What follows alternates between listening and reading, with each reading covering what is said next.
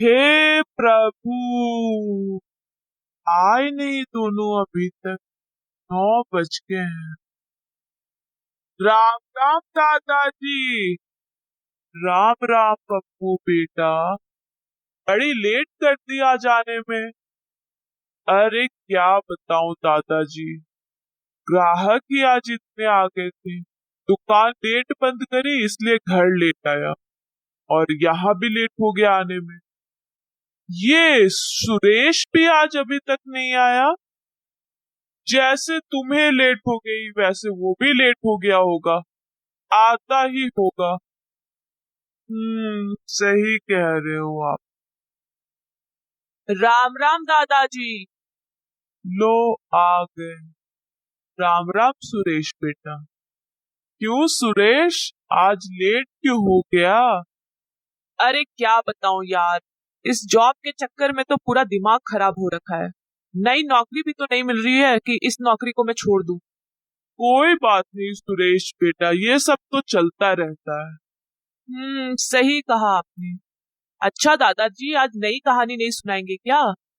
आपकी तो कहानी की आदत सी हो गई है, नहीं सुनो तो रात को नींद ही नहीं आती है। हाँ दादाजी, ये तो सही कहा सुरेश ने। तो दादाजी शुरू कीजिए। आज क्या नई कहानी सुनाने वाले हैं? तो बेटा, आज मैं जो कहानी तुम लोगों को सुनाने वाला हूँ वो एक बुक के ऊपर है, जिस बुक का नाम है रिच डैड पुअर डैड। काफी अच्छी बुक है। अगर टाइम हो तो मेरे से लेकर के वो बुक जरूर पढ़ लेना तुम दोनों। तो चलो कहानी शुरू करते हैं। ये कहानी है रॉबर्ट कियोसाकी की। रॉबर्ट कियोसाकी जब 9 साल के थे तो उनके स्कूल में कुछ बच्चों ने पिकनिक रखी। बच्चों ने पिकनिक पर रॉबर्ट को नहीं बुलाया क्योंकि वो एक गरीब घर से थे। ये बात जानकर रॉबर्ट को बहुत ही दुख हुआ और उन्होंने तय कर लिया कि कुछ भी हो जाए मैं बहुत ही अमीर बनूंगा, बहुत पैसे कमाऊंगा। बेचारा बच्चा। इस कहानी में उनके 2 उस्ताद थे। एक तो उनके रियल फादर जिसे रॉबर्ट पुअर डैड कहते थे, और दूसरे उनके रिच डैड जिसे रॉबर्ट उस्ताद मानते थे। हालांकि वो उनके रियल फादर नहीं थे, वो उनके दोस्त के फादर थे। अच्छा, एक रियल फादर जो पुअर डैड थे और दूसरे रिच डैड जो उनके दोस्त के फादर थे। ओके। उनके जो रियल डैड थे, जो पुअर डैड थे, वो एक स्कूल टीचर थे। उन्होंने पीएचडी की हुई थी। और जो रिच डैड थे वो एक बिजनेसमैन थे और उन्होंने 8वीं तक की पढ़ाई की हुई थी। रॉबर्ट ने देखा कि उनके दोनों डैड की सोच बिल्कुल अलग थी। उनके पुअर डैड जो थे वो कहते थे, बेटा अच्छे से पढ़ाई करो ताकि तुम एक अच्छी कंपनी में जॉब कर सको। वहीं रिच डैड कहते थे, बेटा अच्छे से पढ़ाई करो ताकि तुम अपनी खुद की कंपनी खोल सको और लाखों लोगों को जॉब दे सको। सही कहते थे रिच डैड। अपनी कंपनी खोलो और लाखों लोगों को जॉब दो। नहीं नहीं, बिजनेस सबकी बस की बात थोड़ी है, जॉब ही अच्छा है। उनके पुअर डैड जो थे वो कहते थे, बेटा पैसे होना बुराई की जड़ है। और वही रिच डैड कहते थे कि पैसे का ना होना बुराई की जड़ है। हाँ, ये बात तो सही कहते थे उनके पुअर डैड। पैसे का होना वो तो बुराई की जड़ है, क्योंकि पैसे आते ही गंदी आदतें लग जाती हैं। आपको घमंड आ जाता है, और तो और अपने लोग भी हमसे जलने लगते हैं। भाई आज की महंगाई के जमाने में पैसे के बिना कुछ नहीं हो सकता। पैसे ना हो तो कोई पूछेगा भी नहीं। यहाँ तक कि तो अपने भी भूल जाते पैसे नहीं होते तो। उनके पुअर डैड कहते थे, बेटा महंगी चीज के बारे में मत सोचो, क्योंकि तुम उसे ले नहीं सकते तो उसके बारे में सोचना क्यों। और रिच डैड कहते थे बेटा महंगी चीज के बारे में सोचो और ये सोचो कि उस चीज को पाने के लिए तुम्हें कितने कमाने पड़ेंगे, कितनी मेहनत करनी पड़ेगी और फिर उसके पीछे लग जाओ। सही कहते थे पुअर डैड। जितनी चादर हो उतना ही पैर फैलाना चाहिए। जिस चीज को हम खरीद नहीं सकते उसके बारे में सोचना ही क्यों। अरे भाई सोचेंगे तभी तो खरीदेंगे, बिना सोचे ही कैसे खरीद लेंगे उसे। अब रॉबर्ट ने अपने दोनों डैड की सुनी और सोचा और उन्होंने ये तय किया कि वो अपने रिच डैड को फॉलो करेंगे। हालांकि उनके रिच डैड उस टाइम पर इतने रिच तो नहीं थे, पर समय बीतते ही वो अपने एरिया के सबसे अमीर लोगों में उनकी भी गिनती होने लगी। और वही उनके पुअर डैड जो थे, जो उनके रियल डैड थे, वो हमेशा ही पैसों के लिए रोते रहते थे और रोते रह गए। सही किया रॉबर्ट ने। भाई सबकी अपनी अपनी सोच है। और रॉबर्ट भी उनकी कही बातें सुनकर आगे चलकर वो भी काफी रिच बन गया। काफी पैसे, काफी शोहरत, काफी नाम कमाया रॉबर्ट ने। तो दादाजी ऐसा क्या बताया रॉबर्ट के रिच डैड ने कि वो पैसे वाले बन गए? बता रहा हूँ बेटा। तो रॉबर्ट के रिच डैड ने रॉबर्ट को जो बात बताई उनमें से कुछ बात बहुत ध्यान देने लायक है, गौर से सुनना। रॉबर्ट के रिच डैड मानते थे कि गरीब लोग पैसे के लिए काम करते हैं और वही अमीर लोग पैसों को अपने लिए काम करवाते हैं। जैसे हम में से कई लोग सिर्फ जॉब करना चाहते हैं क्योंकि उसमें हमें सेफ फील लगता है, और फिर जॉब करते करते हम पैसों के लिए ही काम करना शुरू कर देते हैं। हम पैसों के गुलाम बन जाते हैं। पैसों को खो देने का डर उन्हें इस जॉब के अलावा कुछ सोचने ही नहीं देता। वो यही सोच में रहते हैं कि जैसे जैसे सैलरी बढ़ती जाएगी वो अमीर होते जाएंगे। लेकिन हकीकत में ऐसा नहीं है। हकीकत तो ये है कि सैलरी बढ़ते ही वो अपने खर्चे बढ़ा देते हैं। हाँ दादाजी, ये बात तो सही कह रहे हो आप। जैसे सैलरी बढ़ती है तो खर्चे बढ़ जाते हैं। इसके बिल, ये नया सामान, कुछ ना कुछ खर्चे तो बढ़ते ही हैं। सही कहा।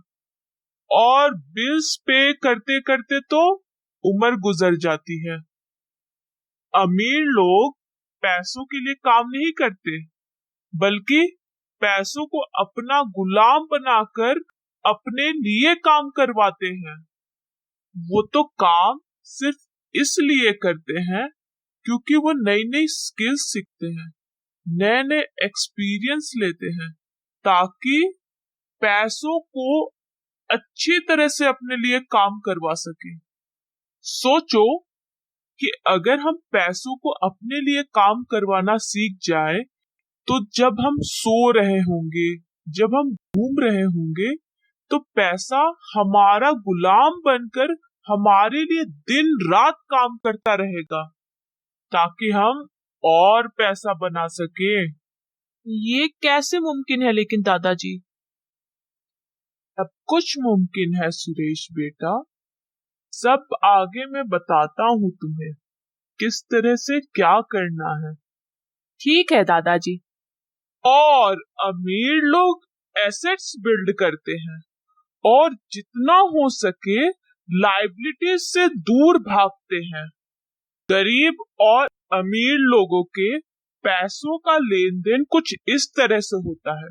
गरीब लोगों के पास जॉब से पैसे आते हैं और वो अपने जरूरी एक्सपेंसेस में पैसे खर्च कर देते हैं।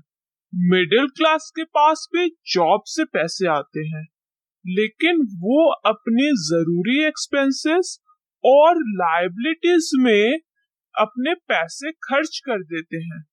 और वही अमीर के पास एसेट्स और जॉब से पैसे आते हैं। इससे वो अपनी जरूरी एक्सपेंसेस को पूरी करके बाकी बचे पैसों को और एसेट्स में लगा देता है, तो उन्हें और एसेट्स बना के देते हैं और इस तरह से अमीर और अमीर हो जाते हैं।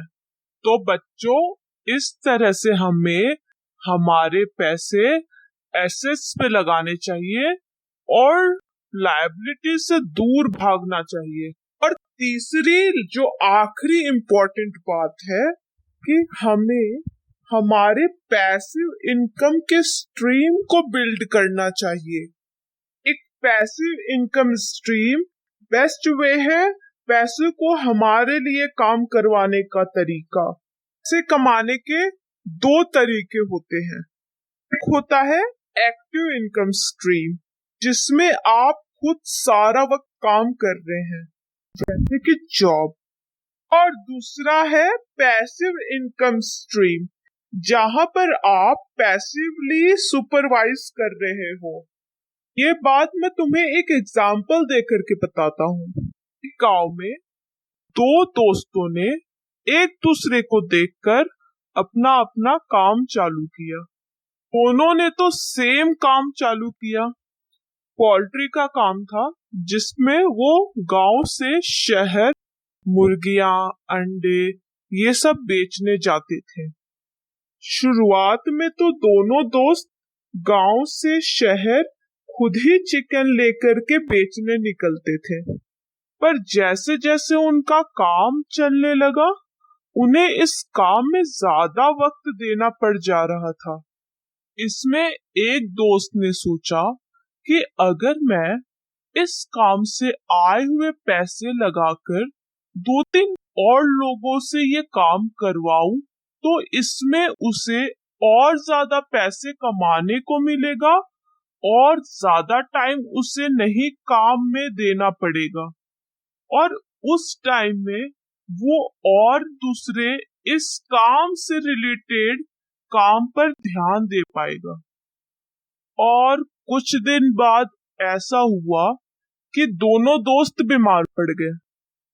अब इसमें से जिस दोस्त ने और लोगों को काम दे करके काम पर लगा दिया था, उसका काम उस दौरान चल रहा था, और जो दूसरा दोस्त था उसका काम उस टाइम पर बंद हो गया, क्योंकि वो तो बीमार था, वो अपने काम कर नहीं पा रहा था।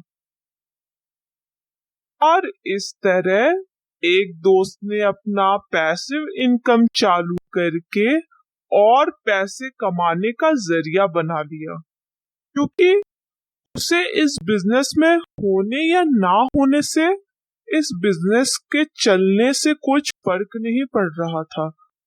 वो सोते हुए भी पैसे कमा रहा था, वो कहीं घूमते हुए भी पैसे कमा रहा था, क्योंकि उनके बदले में कोई और उन्हें ये काम करके दे रहा था। इस तरह उसने पैसों से पैसे बनाना सीखा, पैसों से ही अपना काम करवाने लगा। तो बच्चों, तुम भी इस तरह से अपना पैसिव इनकम स्ट्रीम बिल्ड कर सकते हो। आजकल तो इंटरनेट का जमाना है, तुम खुद की वेबसाइट बना सकते हो, यूट्यूब पर अपना चैनल बना सकते हो, एप्स डेवलप कर सकते हो, बहुत कुछ कर सकते हो, जिसमें तुम्हें काम नहीं करना रहेगा। शुरुआत के कुछ दिन बस तुम्हें ध्यान देना रहेगा, बाद में तो ये काम खुद ही चलता रहेगा और तुम्हें बदले में अच्छा रिटर्न भी देगा। क्या बात बताई दादाजी आपने तो आज। बहुत ही कुछ सीखने को मिला सच में। हाँ, सही कहा सुरेश तुमने। आज तो हमें बहुत कुछ सीखने को मिला इससे। आज से मैं पैसों के लिए काम नहीं करूंगा, बल्कि पैसों को अपने लिए काम पे लगाऊंगा। और मैं एसेट्स बनाऊंगा, लायबिलिटीज से दूर भागूंगा और मैं YouTube पे अपना चैनल बनाकर पैसिव इनकम बनाऊंगा जिससे मेरे पोते पोतियों का फ्यूचर और सिक्योर हो जाए।